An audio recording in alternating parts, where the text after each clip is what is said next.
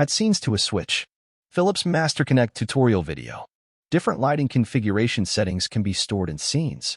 With any 4-button wireless switch, up to 2 scenes can be configured.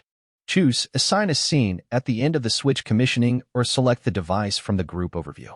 Select the button with which that scene will be switched on and off. The light levels of all the luminaires in the scene can be set individually or get the same value when set together. First, let's set them together. Choose the level of brightness and the color temperature for all the lights and then click Save. Test the scene setting by pressing the selected button of the wireless switch. Set the second scene for the second scene button and select light levels and CCTs. This time let's set them individually. Choose the level of brightness and the color temperature for each light, and then click Save.